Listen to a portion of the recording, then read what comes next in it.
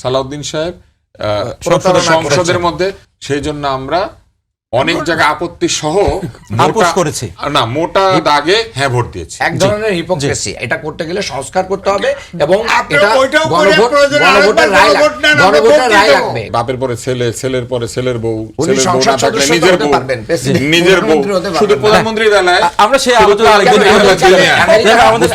আমেরিকার প্রেসিডেন্ট হচ্ছে না, আমাদের অনুষ্ঠান শেষ করতে হবে। আমেরিকাতে তো 2 মেয়াদে হচ্ছে।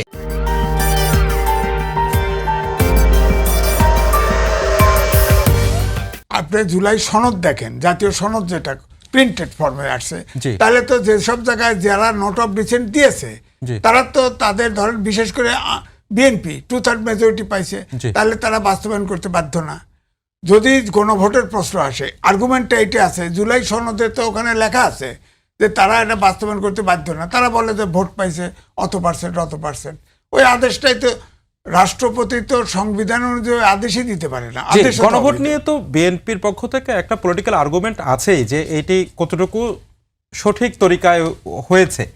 তো কিন্তু বিএনপির পক্ষ থেকে তো বারবার এটা বলা হচ্ছে যে জুলাই সনদ তারা স্বাক্ষর করেছে সেটি তারা উইথ নোট অফ ডিসেন্ট তারা বাস্তবায়ন করবে। হ্যাঁ, নোট অফ ডিসেন্ট যেখানে দিছে সেখানে তো রেয়াত দিছে। যে পার্টি ধরেন জামাত যদি সরকার গঠন করতো, তারা তো নোট অফ ডিসেন্ট দিছে, ওই জায়গাতে তারা বাস্তবায়ন করতে বাধ্য থাকতো না, তারা ওইভাবেই তো স্ট্যান্ড নিত যে আমরা তো নোট অফ ডিসেন্ট দিচ্ছি, জুলাই সনদে তো আমাদের দায় মুক্তি দিয়ে দিছে, তো দায় মুক্তি দিছে। আমার এই জায়গায় বক্তব্য, জুলাই সনদ জাতীয় সনদে দায় মুক্তি যেহেতু বিএনপিকে দিছে, আমার মনে হয় এটা যেহেতু অভ্যুত্থানের শক্তি সব, তারা গঠনমূলক আলোচনা করে এটা সংশোধন করে নিক। আমার কথা হচ্ছে সংবিধান সংশোধন বা সংস্কার হলেই তো হইলো, এবং আমি সর্বশেষ দেখলাম তো সালাউদ্দিন আহমেদ বলছে তো যেসব জায়গায় কয়েকটা অনুচ্ছেদে শেখ হাসিনা করে গেছে যে এখানে কোনো সংস্কার করা যাবে না, এটা চেঞ্জ করা যাবে না, সম্ভবত 7-এর ক খ, সেখানে জুলাই সনদ উল্লেখ করে বলছে যে সংবিধান সার্বভৌম, আমরা সবাই মিলে এটাকে চেঞ্জ করে ফেলবো। শুধুমাত্র সংবিধানের দোহাই দিয়ে, সংবিধান রক্ষার দোহাই দিয়েই কিন্তু জনগণকে বঞ্চিত করা হয়েছে, তার ভোট অধিকার থেকে বঞ্চিত করা হয়েছে, গুম খুন আয়নাঘর তৈরি করা হয়েছে, সাংবিধানিক প্রতিষ্ঠানগুলোকে দলীয় প্রতিষ্ঠানে পরিণত করা হয়েছে।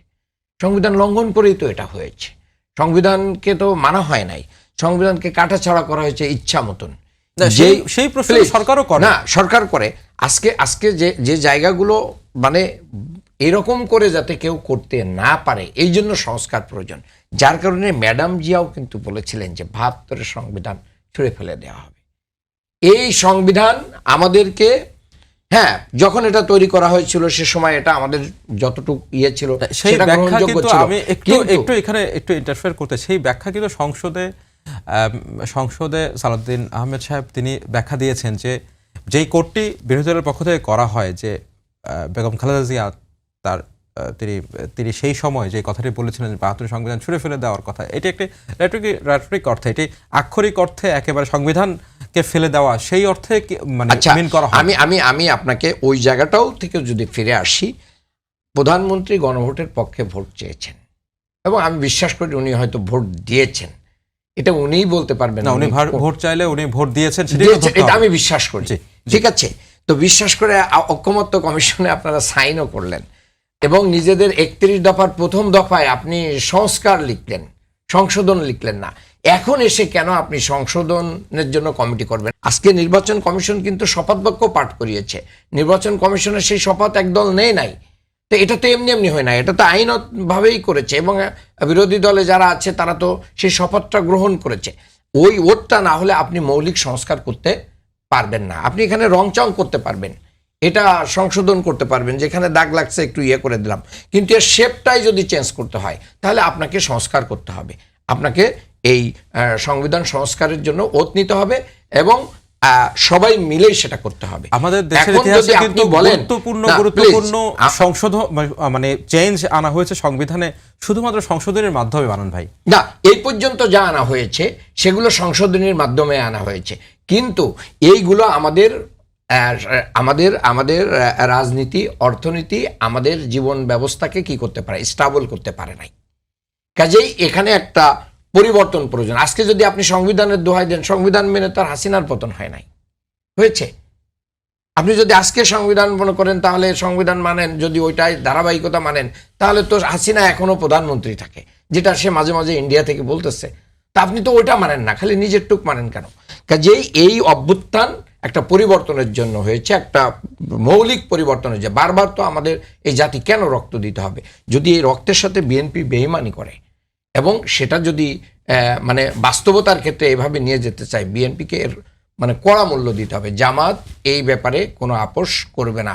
জুলাই সনদ যদি বিএনপি বাস্তবায়ন না করে, জামাত ইনশাল্লাহ 11 দলীয় জোটকে সাথে নিয়ে আগামী দিনে এই জুলাই সনদ বাস্তবায়নের জন্য যা যা করা দরকার সেটাই করবে।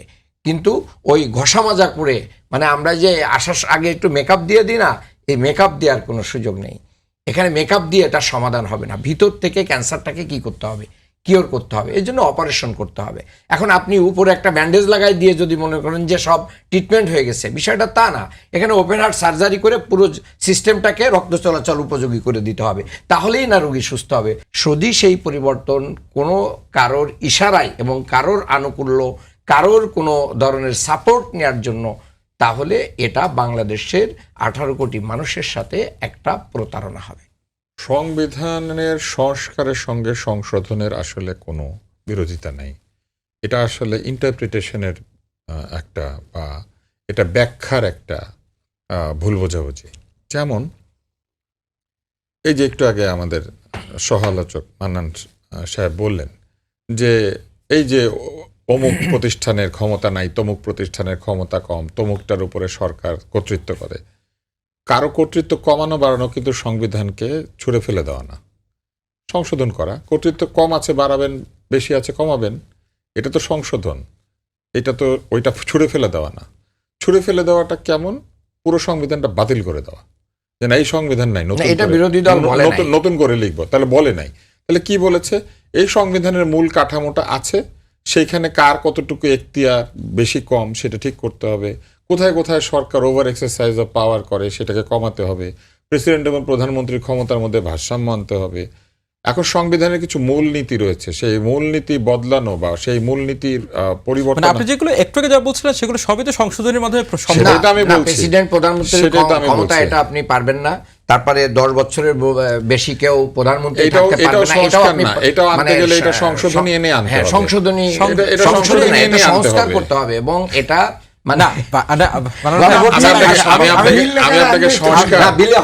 আমি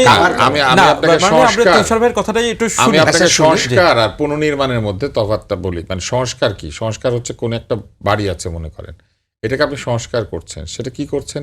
জানালাটা একদিকে আছে, বন্ধ করে দিয়ে আরেকদিকে একটা জানালা কাটলেন।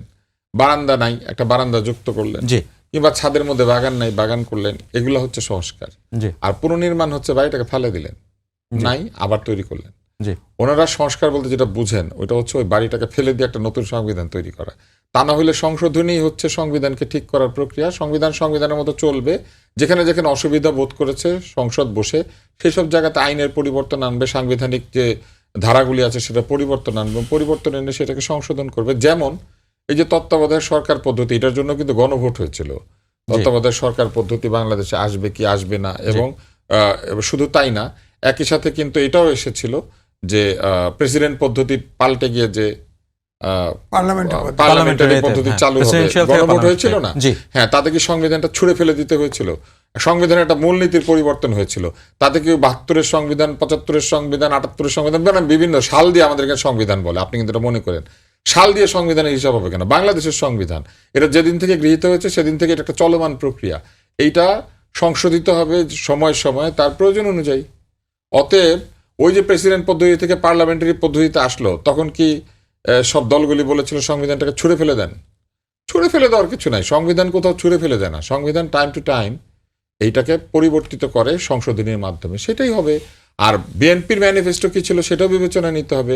বিএনপি কি কোথাও বলেছিল যে তারা তাদের ম্যানিফেস্টোর বাইরে গিয়ে সবকিছু মেনে নেবে? মোটেও বলে নাই। তারা তাদের ম্যানিফেস্টোর মধ্যে এটা বলেছে, এবং গণভোটের মধ্যে একটা ধারার মধ্যে ছিল যে দলগুলি তাদের ভোটারদের কাছে দেওয়া ম্যানিফেস্টো অনুযায়ী বিভিন্ন কাজ করবে। 4 নম্বর প্রশ্নের মধ্যে এটা ছিল। কিন্তু শুরুর দিকে কিছু জিনিস ওই অন্তর্বর্তী সরকার 3 প্রশ্নের মধ্যে ঢুকিয়ে দিয়েছিল, যেটা কিন্তু বিএনপি তখনই সমালোচনা করেছে, বিরোধিতা করেছে, এবং বিএনপি তার যেই ম্যানিফেস্টো সেই পজিশন থেকে সরে নাই। জি, সরে নাই। বিএনপি সেই পজিশন থেকে যেহেতু সরে নাই, বিএনপি মনে করছে যে তার সেই পজিশন পুরোপুরি ব্যাখ্যা করে সে ইলেকশন না, করেছে। ওখানে বলছে যে তুষার ভাই বলছে যে আমরা যেটা স্বাক্ষর করেছি যে আমরা সেটাই বাস্তবায়ন হ্যাঁ, করব। সেটা এটা আমরা manifesto অক্ষরে ছিল। করে হ্যাঁ, রাখছি। হ্যাঁ, তো সেখানে তো সেটাই তো বিএনপি বলেছে যে যেখানে এখনো তারা সেটাই বলছে। যেখানে তারা আপত্তি করেছিল, তারা বলেছিল আমাদের আপত্তির জায়গাগুলি আমরা আমাদের আপত্তি অনুযায়ী সংশোধন করব। জি। কারণ ওই আপত্তি সহ আপত্তি যে আমরা দিয়েছি, এটা দিয়েই আমরা জনগণের কাছ থেকে Mandate ম্যান্ডেট নিয়েছি। কিন্তু এখানে একটা বিরোধী অবস্থা তৈরি হয়েছে। কেমন বিরোধী অবস্থা? যেটাই যে জামাত ইসলাম বলে, সেটা কি না, গণভোটে তো মানুষ হ্যাঁ ভোট দিয়েছে, গণভোটে হ্যাঁ ভোট দিয়েছে, অতএব গণভোটের প্রস্তাব সালাউদ্দিন সাহেব গণভোট তুষার ভাই, আমাদের কিন্তু একদম শেষের দিকে। হ্যাঁ, আমি আমরা আসি। 3 মিনিট সময় ওনারা পাবো। যেটা জি, বলে সেটা হচ্ছে গণভোট হচ্ছে সংসদীয় নির্বাচনের উপরে স্থাপিত হবে। জি, ঠিক আছে, তো মুশকিলটা হলো এই গণভোট যে আদেশ এবং যেভাবে হয়েছে সেটাই সংবিধান সম্মতভাবে হয় নাই, ফলে এখানে একটা জটিল অবস্থা রয়ে গিয়েছে। এবং এই জটিল অবস্থাটা তৈরি হয়েছে আরো চমৎকারভাবে গণভোট আর এটাতে একই দিনে হয়েছে। কোনটা আগে আর কোনটা পরে, এটা আপনি কিভাবে হিসাব করবেন, কে কার উপরে প্রযুক্ত হবে, এটা হচ্ছে একটা জায়গা। আরেকটা হচ্ছে এই গণভোটে সকলেই যে ভোট দিয়েছেন, এই হ্যাঁ ভোট দেওয়ার জন্য একটা বিরাট কারণ ছিল নির্বাচনটা হওয়া, যেটা আবার সালাউদ্দিন সাহেব সংসদের মধ্যে বলেছেন যে নির্বাচন যাতে হয় সেই জন্য আমরা অনেক জায়গায় আপত্তি সহ আপোষ করেছি। মোটা দাগে হ্যাঁ ভোট দিয়েছি। এক ধরনের হিপোক্রেসি। আমি একটু দুইজনের কাছেই জানতে চাই, একজন প্রধানমন্ত্রীর সময়কাল 10 বছর করতে চাই, এখানে একটা উচ্চ কক্ষ নিম্ন কক্ষ করতে চাই, যেটা বিএনপিও একমত। দুইটা ব্যাপারে এটা কিভাবে সংশোধনের মাধ্যমে প্রতিষ্ঠিত হবে উইদাউট সংস্কার? জি, না, জি, এটা জি, সংস্কার জি, হবে জি। হবে এই কারণেই যে বলছে যে ওখানে নোট অফ ডিসেন্ট দেওয়া আছে শুধু অনুপাত হারে। জি। অনুপাত হারে উচ্চকক্ষ বিএনপি রাজি না, আপনারা করেছেন না, অধিকার, কিন্তু এটা করতে পারবে না তো, এই না, জিনিসটা তো প্রশ্নটা নাই। হচ্ছে, আমি সহজ করে সংস্কার দিই। তো কোথায় আমি সংশোধন বলছি, হবে? আমার আমার কথা যেটা হচ্ছে, আমি existence আছে, প্রশ্নটা মানুষের যার কাছে সহজ অস্তিত্ব করে নাই, দিই। জি। উচ্চ কক্ষ নিম্ন কক্ষের অস্তিত্বই নাই, জি, আপনি সেখানে কি জি, জি, সংশোধন আমি করবেন? আমি প্রশ্ন এটা তো সহজ করে নতুন দিচ্ছি ব্যাপার। যে এটি উচ্চ কক্ষ নিম্ন কক্ষ এবং প্রধানমন্ত্রীর সময়কাল 10 বছর করা, এই দুই দুটি মেয়াদে 10 দুই বছর। মেয়াদে যে 10 বছর কয় করা, মেয়াদ, এটি মেয়াদ যে কয়টাই হোক। রাজি। এটি সংসদে রাজি হলে তো হবে না, এটা সংশোধনের না, প্রক্রিয়া এটা সংশোধন রাজি। না। আমার আমি কথা প্রশ্নটা হচ্ছে, করি। এখন পার্লামেন্টারি সিস্টেম, জি। বিএনপি বিরোধী জামাত বিরোধী দল যে কমিটি করতে চাইছিল, আমার কথা হলো সংস্কার আর সংশোধন এই কথার ভিতরে থাকলে তো সমাধান হবে না। জি। তো আপনি কমিটির ভিতরে এটা যান। সংশোধনের জি, মাধ্যমে সালাউদ্দিন করা সাহেব যায় না। সময় আছে, জি। সালাউদ্দিন সাহেব বলছে যে তারা মৌলিক জায়গায়ও সংস্কার করতে রাজি। আপনারা একমত হন, যেখানে নোট অফ ডিসেন্ট দেয় নাই, এটা সেখানে আপনি সংশোধনের দেখেন করে মাধ্যমে এই কিনা। দুইটা করা যায় না। ঠিক অনুরূপভাবে আরো অনেকগুলো বিষয় আছে যা এই সংশোধনের মাধ্যমে করা সম্ভব না। এটা করতে গেলে সংস্কার করতে হবে এবং আপনি এটা ওইটাও করে প্রয়োজনে গণভোটের রায় গণভোট নেন, আমরা গণভোটের ভোট রায় দিয়ে লাগবে। দেবো। তাহলে মালিকদের সালাউদ্দিন দেশে। সাহেব কেন গণভোটের শোনেন, মতন একটা জিনিসকে এখানে আমার ইয়ে করে, বক্তব্য ওনার হচ্ছে, প্রস্তাবনায় তো শোনেন, গণভোট হয়েছে, আমার উনি বক্তব্য বলেছেন হচ্ছে এগুলো যে করতে হলে সংস্কার গণভোট লাগবে। সংশোধন করে প্রয়োজনে ওনাদের যদি তারপরেও মনে হয় এটা হবে না, ওনারা আবার গণভোট দেখ, আমরা সবাই হায়ার ভোট দিয়ে পাস করে দেবো। জি, তো তুষার ভাই, তাহলে জি, তুষার ভাই, তখন টাকা যে খরচ হবে প্রশ্ন, না। জি, মান্নান ভাই, আমরা লাস্ট একটি তুষার ভাই থেকে একটু শুনি যে যেটি মান্নান ভাই বলছিলেন যে এই সংশোধনীগুলো বা সংস্কারের মাধ্যমে যেই পয়েন্টগুলো আসছে সেগুলো বাস্তবায়ন করা সম্ভব কিনা সংশোধনের মধ্য দিয়ে। অসম্ভব না, অস্তিত্বই তো নাই, তা আপনি কিভাবে অসম্ভব না। করবেন? কিন্তু এই প্রধানমন্ত্রী 2 মেয়াদের বিষয় না খুব অদ্ভুত। প্রধানমন্ত্রী যদি 2 মেয়াদেই হতে হয় তাহলে সংসদ সদস্যরাও 2 মেয়াদে নির্বাচিত হয় না কেন? জি। আমার এটা একটা প্রশ্ন।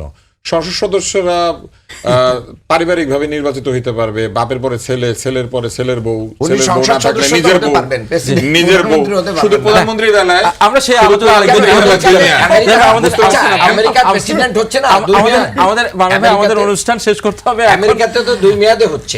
আমি যখন আপনাকে ফ্লোর দিব আপনি আবার আমি এই উত্তর দিব। কথার উত্তর ঠিক দিবেন। আছে, ঠিক আছে। এই অনুষ্ঠান কিভাবে চলবে